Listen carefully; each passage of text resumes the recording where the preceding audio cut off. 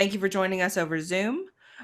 We will be keeping an eye on the chat. So if you have questions, feel free to put them there. Feel free to use the raise hand in the participants window. I'll be kind of keeping an eye on that. And kind of as we go through the presentation today, it's okay to use those methods to kind of interject and let us know that you have a question. We'll also have some time for additional questions throughout the presentation and at the end. So I am Kayla McNabb, and you are attending Online Identity and ePortfolios, part of the GTA Workshop Series. I'm Head of Instructional Content and Design for the University Libraries. And hello, I am Julia Farrar. I am Head of Digital Literacy Initiatives, also in University Libraries. And thank you again for joining us. We hope you are all doing as well as possible. And this is our first time offering this particular workshop fully online. So we will be feeling things out a little bit, but let us know if we need to go slower or if you have any trouble hearing. We'd be happy to make adjustments to make sure that everyone's getting the information.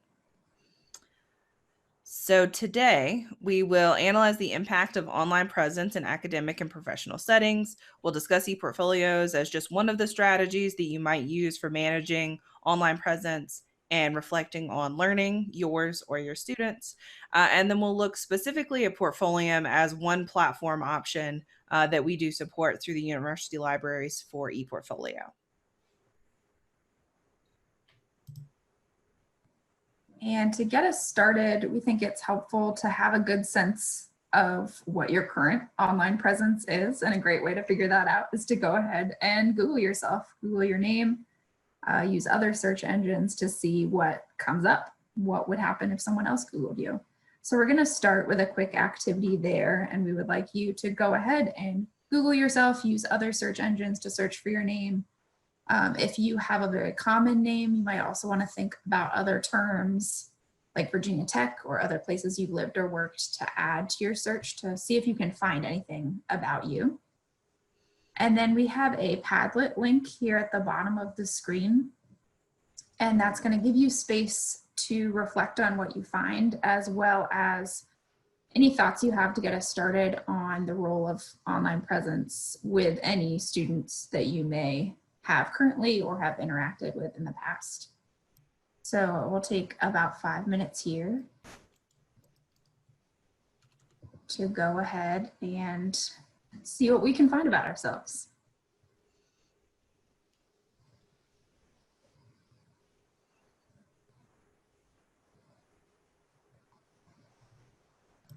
So looking at some of the results in Padlet, it looks like we've got a nice range, definitely some popular social media profiles, LinkedIn, also the experience of finding things that are not about you, but are about people with the same name, sometimes an obituary.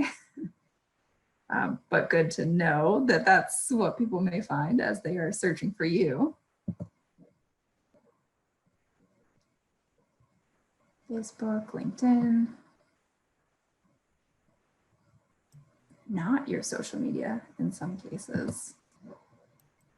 Curious if anyone wants to maybe add on to what they commented in the Padlet or found anything else that they didn't expect to find. You can feel free to type in the chat or unmute your mic and jump in for a minute if you have anything to add.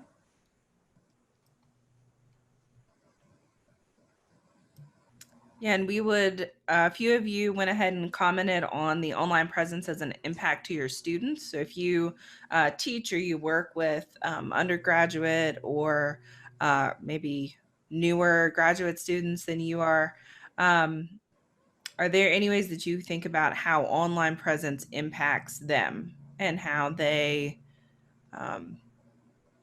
think about themselves or present themselves that maybe you didn't add to the Padlet that you want to share?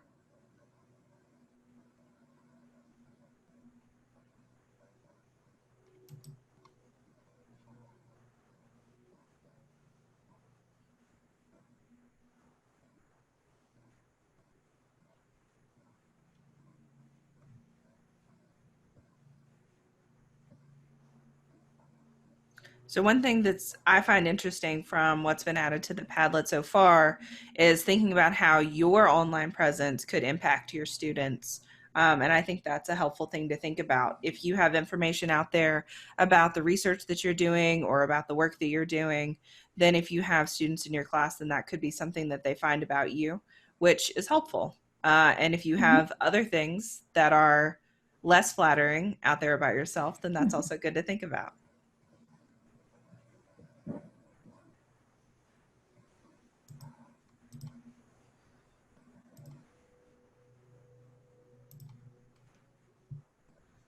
Nice. Well, we'll continue to think or keep those questions in mind as we move forward. And now we want to move into just a little bit more on some strategies that you may or may not be already thinking about in terms of managing your online presence.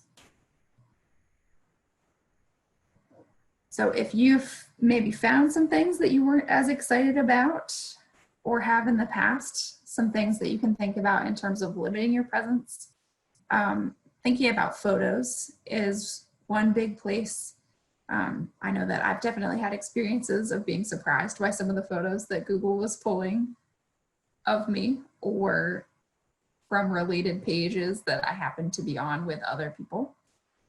So being intentional about the photos that you share, or even perhaps a choice you want to make is not sharing your photo. And when you have an opportunity to add a profile picture, maybe it's something that reflects one of your hobbies, or it's one of your pets, or something else that represents you that you might use consistently across platforms, but maybe isn't your face. That could be a choice that you make. For sure, thinking about the privacy settings of the various platforms that you're on. I've had experiences before where my Facebook is pretty locked down, but I was posting in a public group. So that changed how shareable the information I had was. So that's something that I try to come back to fairly often, as much as I remember to. And then, of course, also deleting where possible. This can be tricky in some cases where we have information that's being pulled from public records or things that maybe wouldn't have been as findable in a less digital society, but now is more discoverable in different ways. And some of that is not stuff that we can get rid of, but some of it, like if you've seen in your results, white pages or personal directories, in some cases, you do have options for getting your information taken down. It's just a couple extra steps, sometimes talking to a person, filling out a form, and getting that off. Expanding your presence and thinking about being really intentional about what you put out there about yourself, though, can be a good way to limit maybe things that you're less excited about, but also just a good practice. And really what we're here to talk about today is how you can tell that story of who you are and your accomplishments in a way that's findable. So thinking about what platforms you want to be on. Maybe there are certain places that people are having conversations in your field, like on Twitter. Maybe your field is big on LinkedIn, thinking about what those places are. And not just having an account, but also taking the time and being willing to actively contribute to those conversations, which can be a lot to keep up with. So making sure that you're choosing things that you'll be able to keep up with in a sustainable way can be helpful here. And then where we will be headed for the rest of this session is really thinking about portfolios as a tool to build out your online presence. You can see a screenshot here of my Portfolium account where I've started to build out some of my work-related projects, and people can find examples of my work.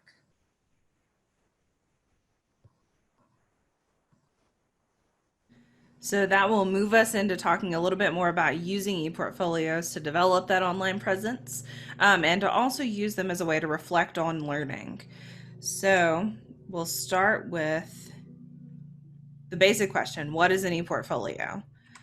So this is a definition that we've adapted from one that was provided by Clemson University. And we've underlined some of the key components that we want you to keep in mind as we think about the different ways that you might want to share your work. So an ePortfolio is a collection of work. So that's evidence or artifacts. And we'll talk a little bit more in a moment about what those might be in a digital format. So that's the E part, the electronic part. And that showcases your learning. So it could be that it showcases your learning overall, or it could be that it showcases your learning journey.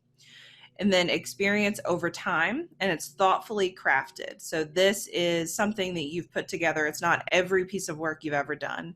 It's something that you've thoughtfully crafted for a purpose with an intended audience in mind. So you want to make sure that over time, as the audience for your portfolio might change, that you're shifting how you're presenting material or what material you're presenting with that specific intended audience in mind. So we'll dig into these things a little bit more. So the benefits of creating an ePortfolio.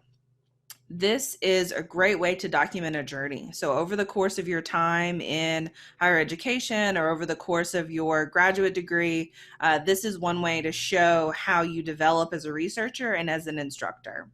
It can also allow you to showcase skills and competencies tied directly to evidence. So you'll be able to, as we dig into some of the affordances of Portfolium, see how you can tag specific skills within the interface and link them to an example artifact. Reflect on learning over time. So it gives you a clear place for you to write a narrative description connecting the piece of work with your background, your experience, other pieces of work in your portfolio. And then making work visible to employers, peers, and instructors. So whatever platform you use for your portfolio, you want to make sure that it is visible and it's accessible to those that you see as your intended audience. So it's a good idea to think through that part as you choose a platform. So a quick example of two types of ePortfolios that you might hear about.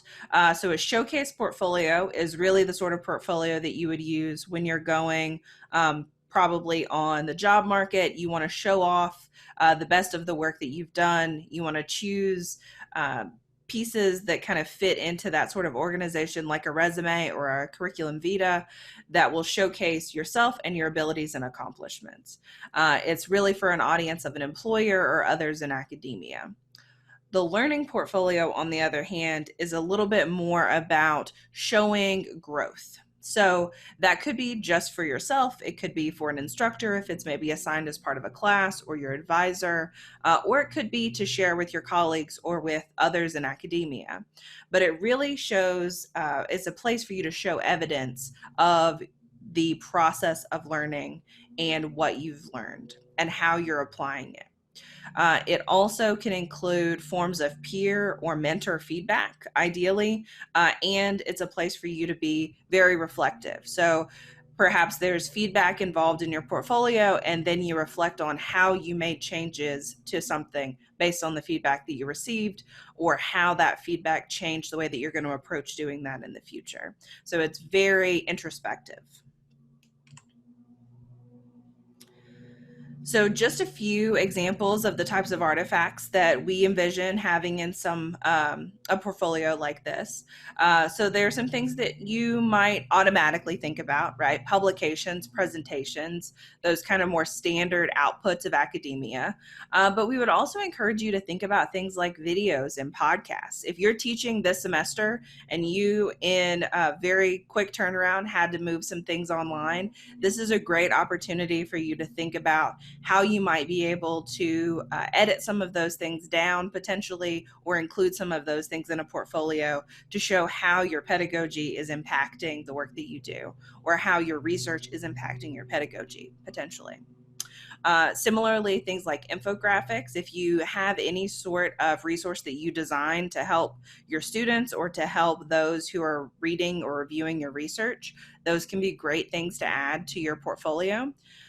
Teaching documents, your syllabi, your assignments, different aspects of the communication that you share with students can do a lot to show how you develop as an instructor, particularly over a period of time or throughout a sequence of courses maybe that you taught. On the other side of this list, we have process or planning documents, design documents that may not be something that you really think about. But if you are designing a process, or if you are going through a research project, let's say, and you've done a lot of planning for how that project is going to be done, being able to show that you have those skills can be very valuable. So thinking about how you might be able to document that and include that in a portfolio can be great.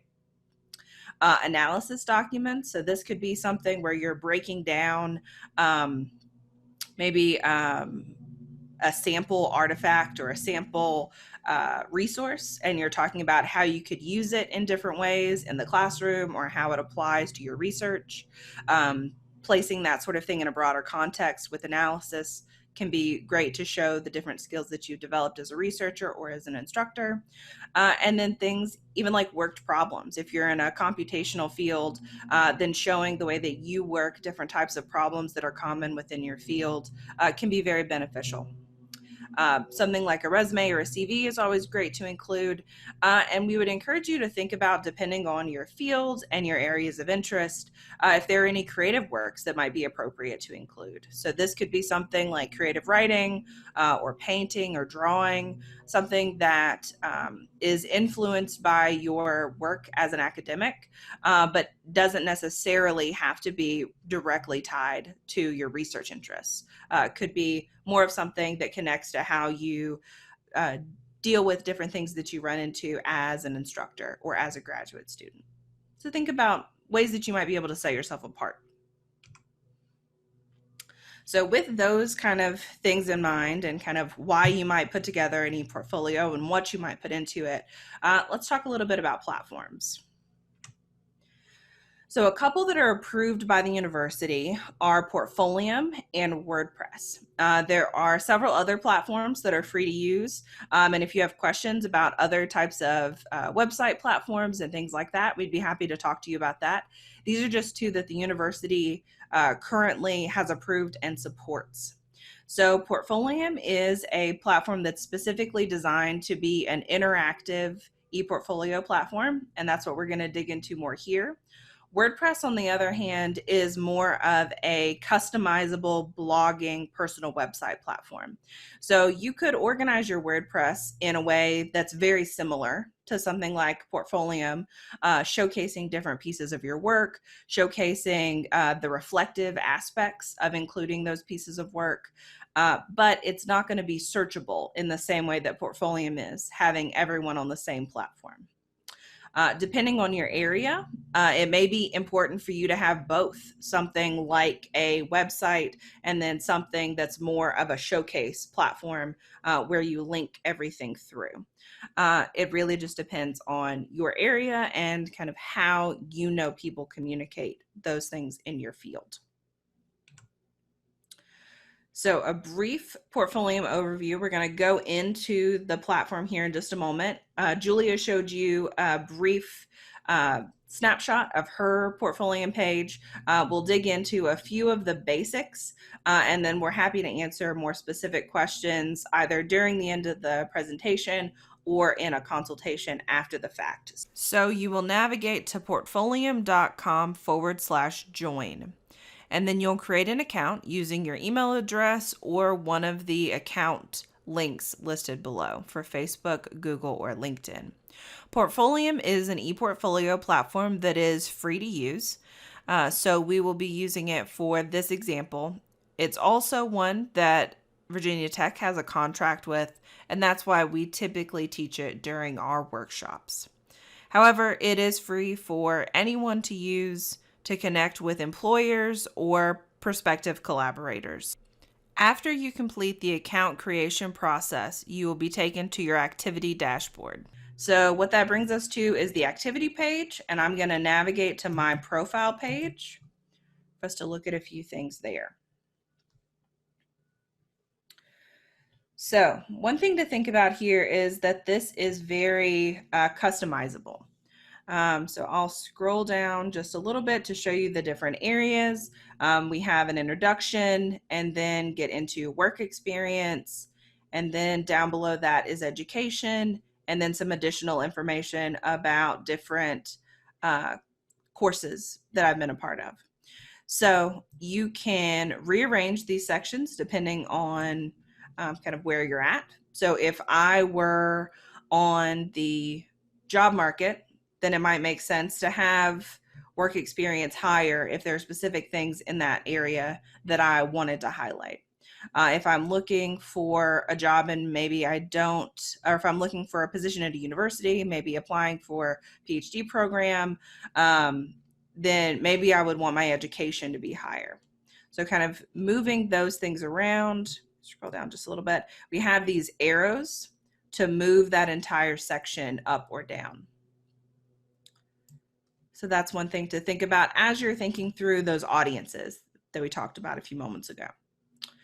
So the other part of customization that I'd like you to focus on, kind of first things first, is this top section. So you can customize your picture. So if I click there, that brings me into an area where I can change my picture. I can also change the background photo. For this, whether it's a photo, your picture, or your background photo, we would want to encourage you to keep licensing in mind. So if it's a photo you took, then you are the license holder. You have the copyright for that. And that's definitely safe to use. If you're not going to use a photo that you took, then we would encourage you to look for photos that are CC0, which means they're in the public domain, or images that are licensed that they can be reused. So various types of Creative Commons licenses would work here. Platforms like Unsplash typically have pictures that would fall within this realm. So think about that as you're putting something here. But of course, make it something that's visually interesting and is going to be more unique to you. So this is a picture that I took personally of a waterfall that I just thought was cool. And it's kind of an interesting color palette. It's a little bit different than the rest of the things that are happening on the page. Other things to note here as far as customization, you can update your name.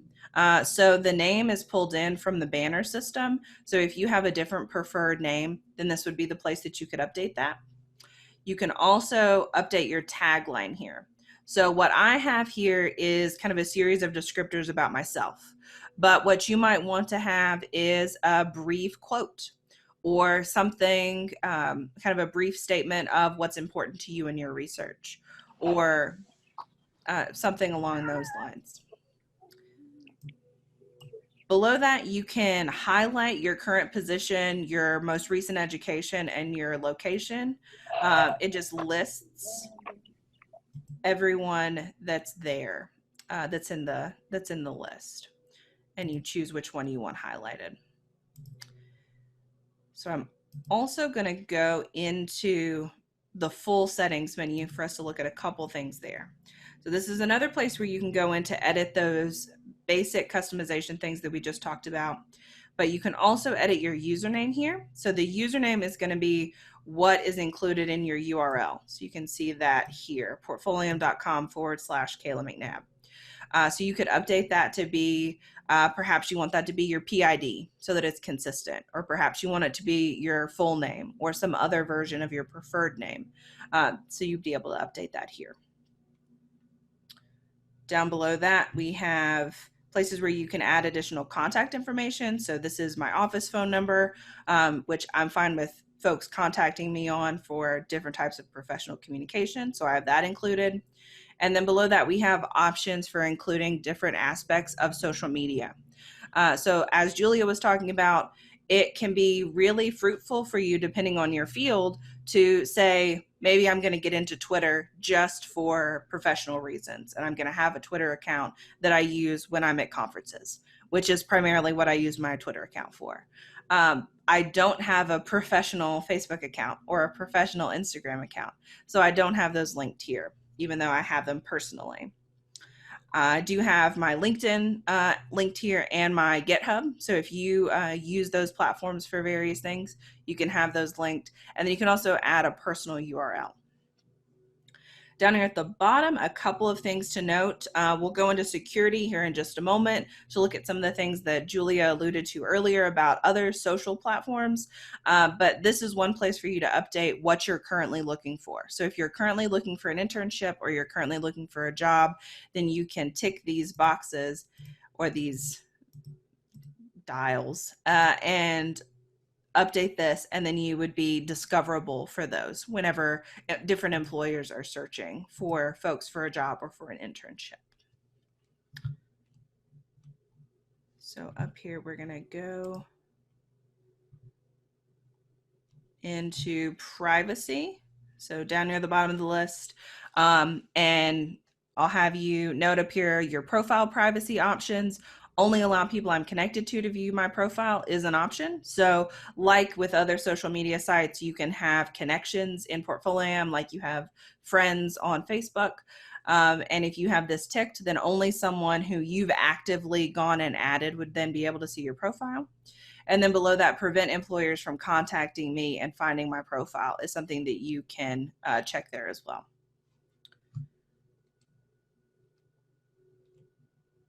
This is also where you can go to disable your account, should you ever decide that you want to do that, or to download the data that's been included in your account if you ever want to review those things. So with that, I'm going to pop back over to my profile, and we are going to look at a project. So I can click plus sign new project up here, or under any of the areas, I can specifically add a project there. So click that. And it's a very straightforward interface. There's helpful text over on the right-hand side that lets you know what that entry is going to be used for. So here we have, you want a title that clearly describes your project. Good titles include the topic and the format. So that's a good tip. And then there are some examples of good titles that they provide. For each of the different areas that you're going to add information, they provide some of those kind of helpful hints. You can add lots of different types of files. So there's a whole list here. You can also add links to things like YouTube or Prezi or any sort of website, and then link things directly from something like a Google Drive or Dropbox or a OneDrive. But a lot of these can be added directly to the profile or the project. We've seen folks add up to 100 individual files. So you can add quite a few. In general, that would be difficult to flip through. So think about that when you're thinking about the construction of your project, but you can add quite a few if there's a multi-part project. Down below that, we have information about category. So this helps employers, instructors, and peers find your work. So this is going to dictate when you go into search for different types of projects, this is going to dictate whether or not it's found under, say, business, art, and design. These are very broad categories. So you want to flip through this list and see what's most applicable to your area. And then the description is the place where you could include that reflection. So you want to have a good description of what the project is and why it was done, but then also they have some questions listed here, and there are other questions that you may want to answer about how this project came to be, what you learned from it, what kind of challenges you ran into, and how you addressed those kind of questions. And then down below this, we have a few different ways that will help with searching. So the first thing is adding skills, tools, and software. So we mentioned that before.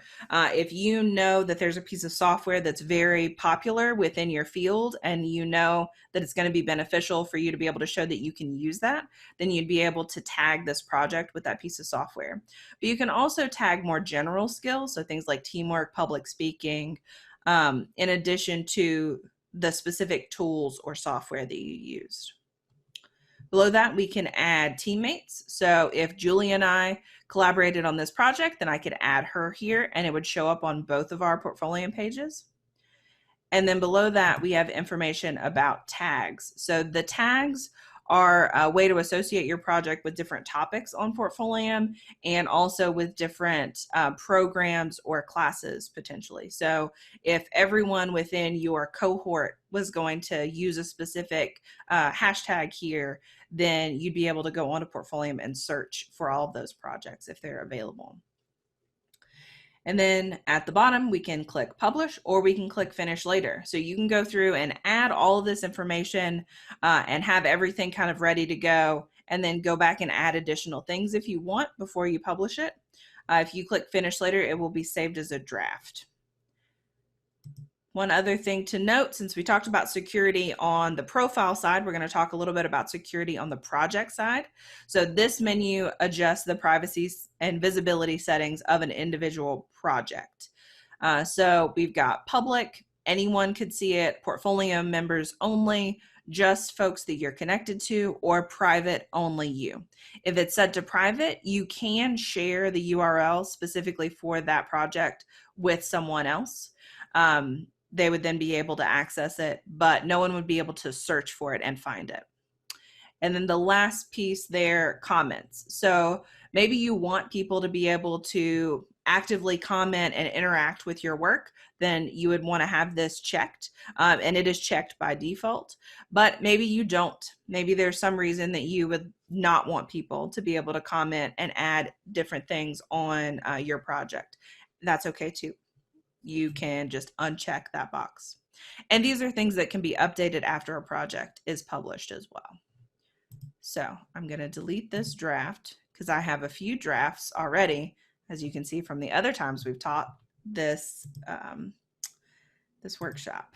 So with that kind of brief crash course in mind, I'll remind you vt.portfolio.com is the best way for you to access Portfolio and following that One Campus login link there. So a couple of examples. Is there anyone here from biochemistry, interior design, civil engineering, or horticulture? You can raise your hand with the participants window or put something in the chat. Let me see if we have anyone from any of these areas to decide which of these examples we're going to dig into a little bit more.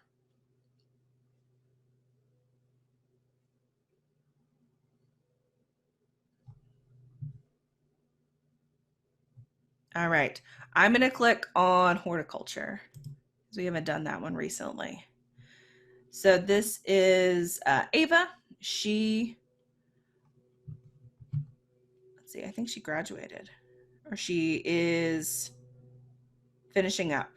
So she has a brief introduction, very brief statement. You'll see some introductions that are longer, some that are shorter. You just want to make sure that it kind of hits the most important areas.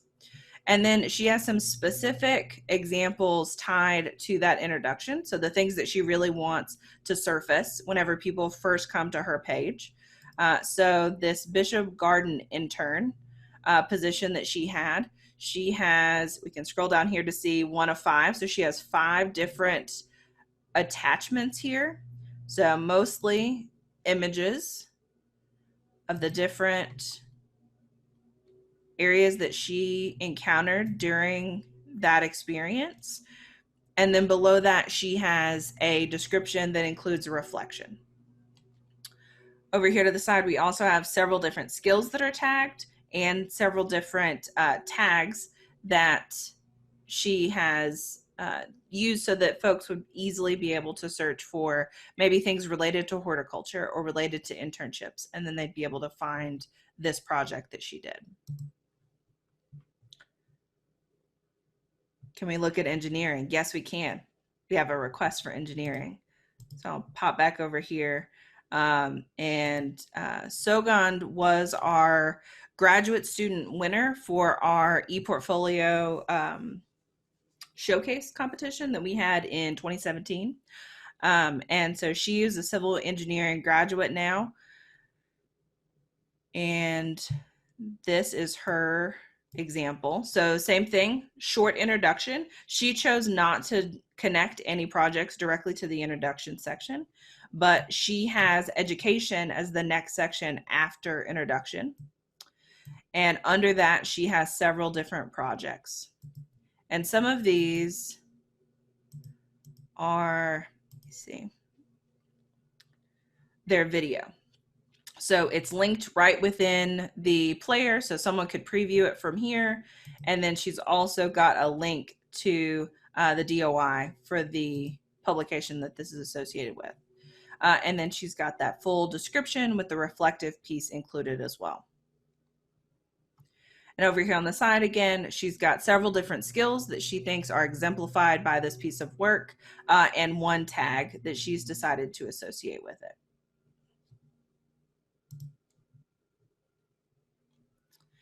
As kind of an overview, you can also see over here on the left-hand side all of the skills that are tagged within her profile. So if I said, I just want to see projects where teamwork is exemplified, I can click on that, and then I can see several of her projects have that tag. And then I'd be able to kind of dive into the descriptions of those and learn more about how she sees teamwork to be integral to these projects. So I would certainly encourage you to go to the links that are listed in the slides that we've shared. The expert picks and the staff picks are updated very frequently. And then these are a few examples of ePortfolios from folks at Virginia Tech or who have recently gone to Virginia Tech. So they can give you kind of that local example as well. All right. Okay. So that gives you a lot to think about, hopefully, and wanted to wrap up and pull together some thoughts from all the different things we've talked about. So audience is a big theme in what we've thought about and looked at. So keep your audience in mind as you customize your portfolio in terms of the photo you choose and cover image, the tagline, whether you're currently looking for a job or not, that tagline could be a place that you further emphasize that. And then also your section order, like Kayla showed you, it's really easy in Portfolio to change what order things appear in, just like you might think about on your CV, what you want to be up there at the top. And then to strategize your support, making sure that you have examples of things that support the different skills you want to display, the goals that you have, work that might span a certain amount of time if you're looking to show growth over time. And then to use those tags to show relationships between things. You might also, along this line, think about at the point you are in your program, are there things that you wish you had that you could show, and how you can use the assignments you have in class, projects you're working on, to fulfill those goals as well, so that you have those artifacts to tell that story. And then finally, organizing the things that you have. This can be tedious, but very important, and you want to get started now. So making sure that you are organizing your work in a way that is accessible to you, that you have multiple ways to access and back that up, and that you are continuing to update and revisit that as you go.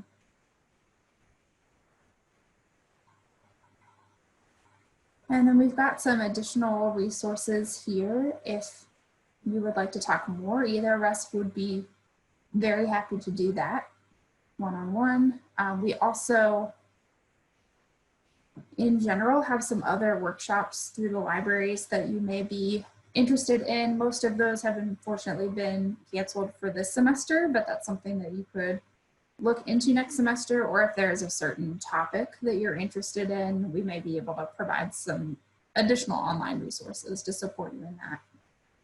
Portfolio itself also has 24/7 help through their chat. You might have seen that pop up when Kayla logged in, that someone was there ready to talk if she was willing or needed to talk to them.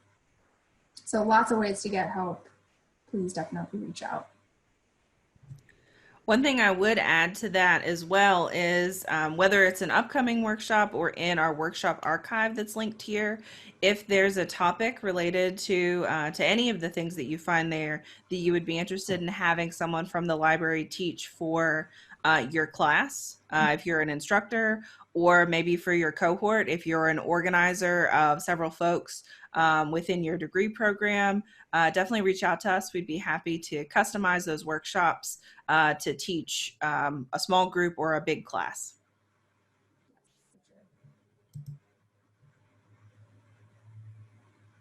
So now that we've talked about many different things, we want to take a moment to make sure that we give you a chance to reflect on that a little bit. So going back to that Padlet that we used before, what is one thing that you could imagine doing next, either to build your own online presence or to explore portfolios in your teaching? We'll take about 5 minutes or so again, and then we would love to hear what your ideas are.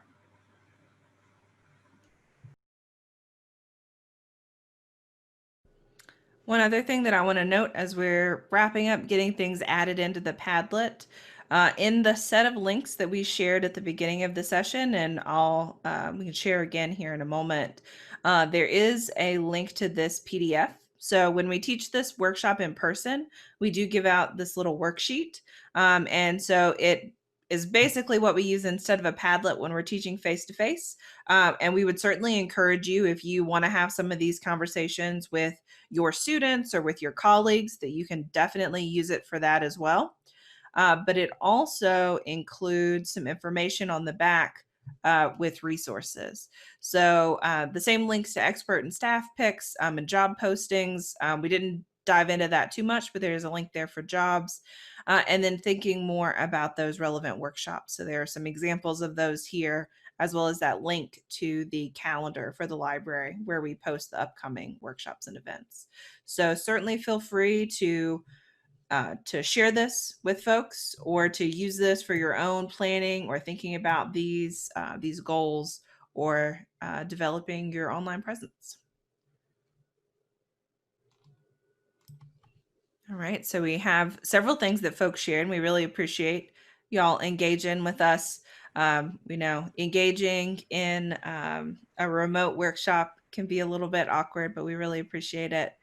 There's a lot of folks who are thinking about building up that presence, which is great. It's a great thing to do during this time where we're at home. Also, something you can easily do from the comfort of your own home most of the time. And organizing your research and your work. It can be very easy for that unlimited Google Drive to get out of hand. So it's a great opportunity for you to spend some time working on that as well.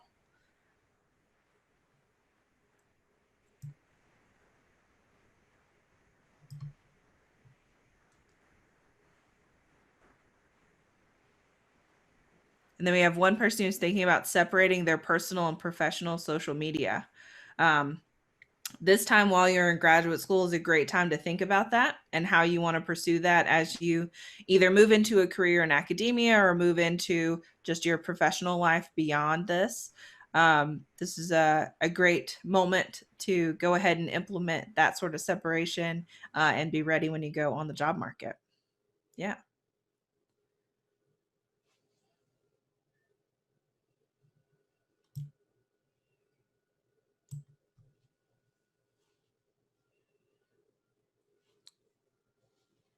Does anyone have anything else that they didn't add to the Padlet that they've thought about as we've finished this discussion that they would want to share? Oh, I have a question. So how is this different from LinkedIn is the question that I got. So that's a great question. One of the major ways that this has traditionally been different from LinkedIn is the ability to have such an in-depth kind of way to share your evidence and the artifacts that we talked about. However, over the last, I'd say more so over the last year or so, maybe, they've done a lot more with their platform to make it so you can more easily share things. That's definitely true. And if you have Yes, if you have reason to believe that folks within your discipline are more actively using LinkedIn, then I think it definitely makes sense to put efforts into working on that profile, either instead or in addition to something like a portfolio.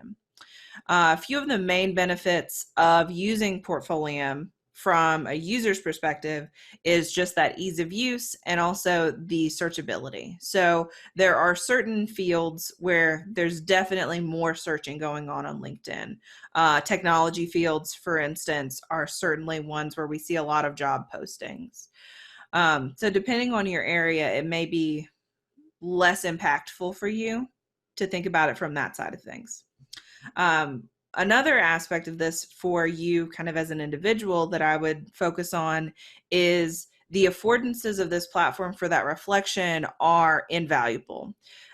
Going through the process of reflecting about the work that you've done is more helpful for you when you get into those situations on, say, a job interview where you're asked to talk about your work, than it necessarily is that someone's going to find your project on a platform. If you go through the activity of thinking through that work and thinking about why you did it the way that you did it and how you learned something from it, then that's going to really help you have a deeper understanding of the work that you did and make it easier for you to talk about it.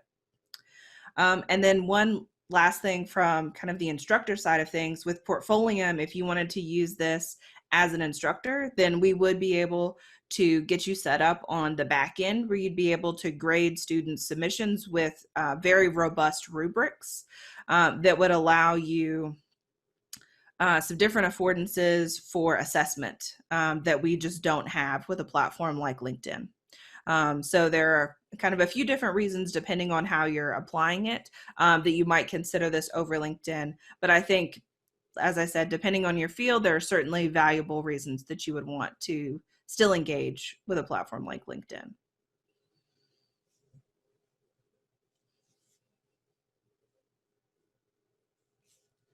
You have another question about using Portfolium for teaching.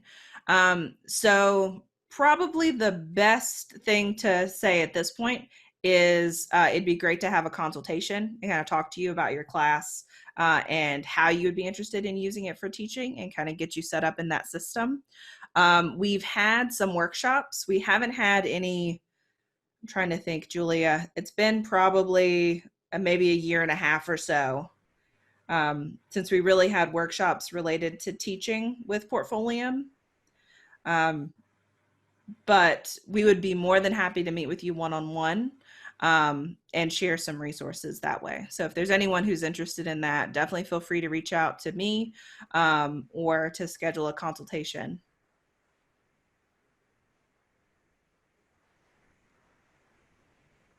Awesome. Any other questions? And while we're doing that, I'll navigate to the consultation page. For the Floyd County educators, this will be calendar.lib.bt.edu/appointments/ACSE-grant. For this workshop, we used the example of an ePortfolio appointment, so I'll let you see how that works for the booking. The list of all of the topics that we're currently offering consultations on. So if you go to ePortfolios and you choose whether you want a 1 hour or a 15-minute consultation, then you can choose a day and a time and schedule a consultation. Please feel free to reach out to either of us. Our email addresses are listed here. We'd love to talk to you more about your own online identities or your teaching.